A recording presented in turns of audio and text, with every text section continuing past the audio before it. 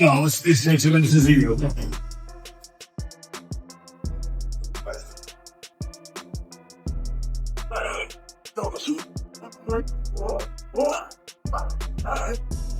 A real boxer, real world champion boxer.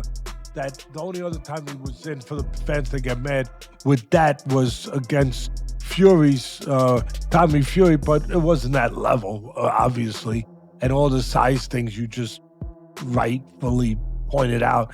But he would have been in there with, I mean, it seemed crazy. New footage from Tank's training camp is setting the internet on fire. He's visibly stronger, his arms packed with muscle, his frame heavier yet still moving with that signature sharpness. Boxing insiders are stunned, saying Davis looks ready for war, not a boxing match. Many believe he's transforming his body specifically to neutralize Jake Paul's strength advantage, something no other lightweight has even attempted. We were yelling so much about him fighting someone, fight somebody your size. His next opponent is by far the most credentialed guy ever fought actively in his prime. There's one problem. He fights at 135 pounds. He fights at 135 pounds. Sources close to Tank say his current camp is nothing short of brutal. He's gone all in on strength and conditioning, heavy compound lifts, explosive drills, and non-stop sparring against bigger men, some even resembling heavyweights. This isn't just training, it's adaptation under fire. He's preparing his body to absorb power shots from someone nearly 60 pounds heavier. Tank's message is clear.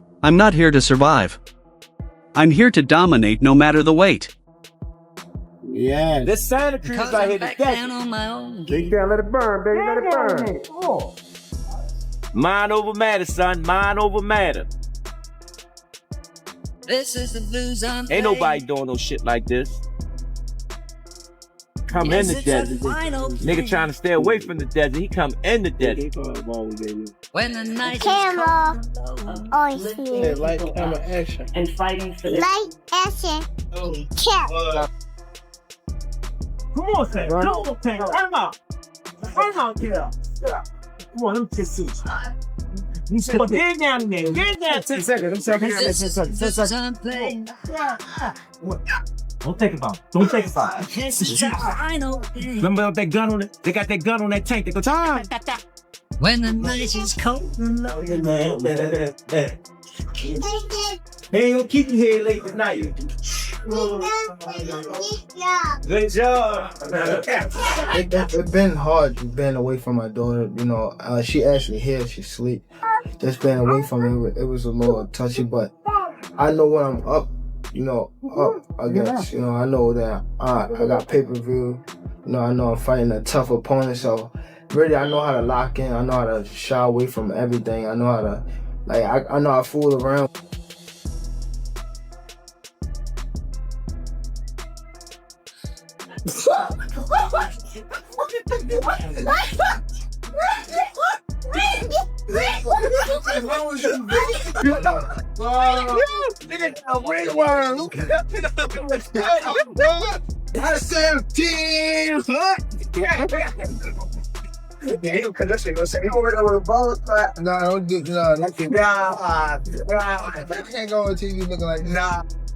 But that's where the danger begins. Jake Paul is naturally a 190-pound fighter, strong, tall, and durable. The fight is rumored to be capped at 195 pounds, with 12-ounce gloves for Tank, who usually fights at 135. That's a mountain to climb. Critics are warning that the extra mass could slow him down, dull his reflexes, and take away the very thing that made him special: speed and explosiveness. The big question now: can Tank carry his power and agility into a division this heavy? Jake Paul, Tank Davis fight got moved to Miami. I think Jake wins. Jake's just so big, dude. I think Jake wins. This is different because it's similar. It's similar to Logan versus Mayweather, but Jake has better Paul boxing.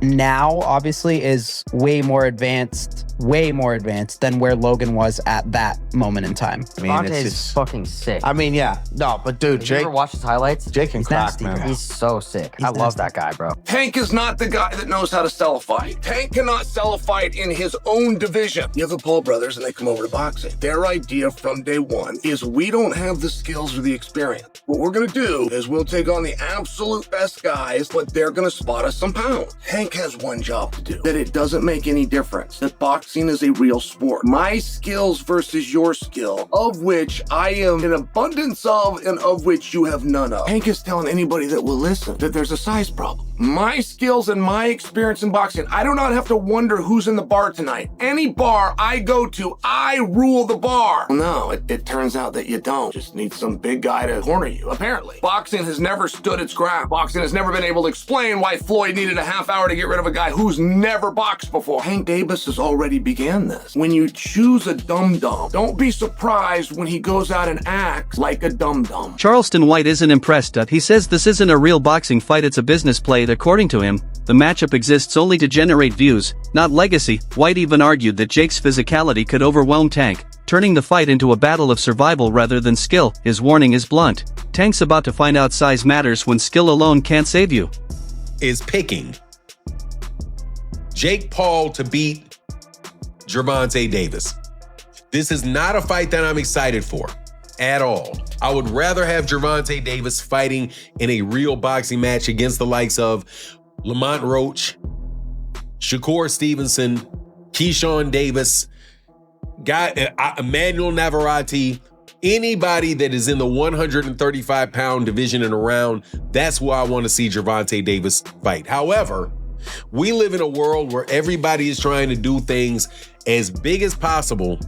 And the biggest fights possible right now, unfortunately for the sport of boxing, is an exhibition fight between Jake Paul and Gervonta Davis. So I do like it for this reason, though. I like it because it is allowing Gervonta Davis to have a fight that is going to be big and that the mainstream media is going to have to cover, the mainstream media outside the world of boxing. Gervonta Davis has been, without a doubt, blocked, having venues blocked, having fighters, having other promoters paying fighters away to go different directions from Gervonta Davis. So Gervonta Davis was in a bit of a hole, and he gets an opportunity to fight Jake Paul for $200 million or whatever. I don't mind it at all. As long as Gervonta Davis comes back to the world of boxing after he gets done with this, hey man, you got your money, no worries.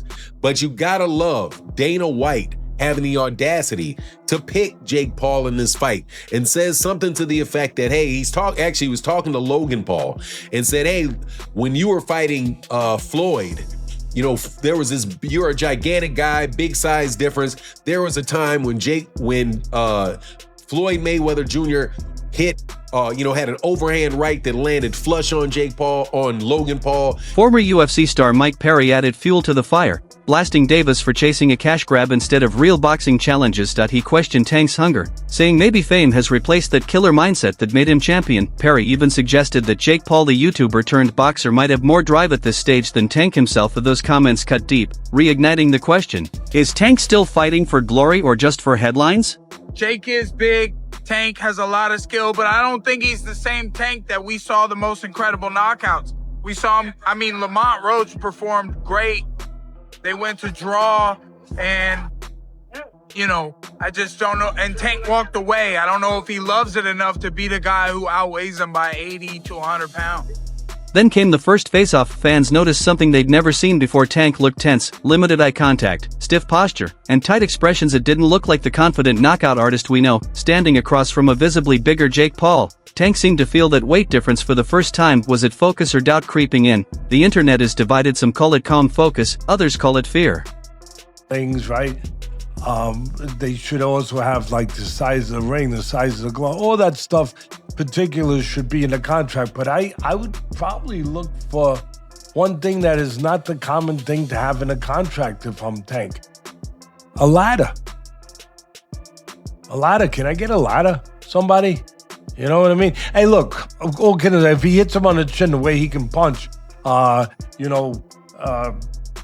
Jake might be doing a dance. You know what I mean? Not voluntarily either. But we'll get into that more later. The thing that I'm talking about right here is what you said. It was stark. The size difference was really, you couldn't ignore it. We understand the talent difference, the experience difference. We understand all of that. But the size, the pure, and we understand small guys can beat big guys. We just saw Crawford do it to Canelo, but you know, a little different. The size difference was, I mean, it was eye-catching, jaw-dropping, and it made me think. And I'm gonna ask Richie, our man here who's doing all the taping, who does such a marvelous job. I'm gonna ask him because I know he's an expert in this area. But it reminded me of one of the Rocky movies where they had the face where they did the wrestling thing with Rocky and Hulk Hogan, AKA Thunderlips. He was Thunderlips back there. And I thought I had it right, and it was confirmed to me. It's Rocky 3. Heavier. That is at least 65 pounds heavier than you. That is called one thing. That's called being a bully.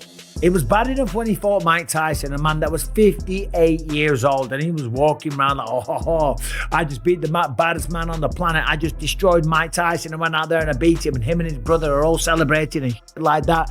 It's like, dude, what are you doing? What don't you understand about this? If you want respect from your peers, if you want everyone on the planet to look at you and take you seriously and give you credit as a boxer, you have to take on challenges that are real. You have to go up against someone that keeps you up at night, against someone that gets you out of bed in the morning to go for a run because the fear of them beating you down is real.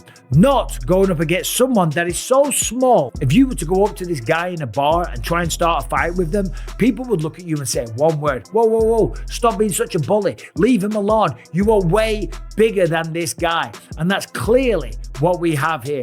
It is ridiculous. When you look at the tail of the tape, Gervonta Tank Davis, granted, a very, very skilled boxer, a world champion. He's had some great wins. He's had a tremendous career. He's got 28 knockouts on his record. I'm just looking at the tail of the tape here. 30 years old, Jake Paul, 28.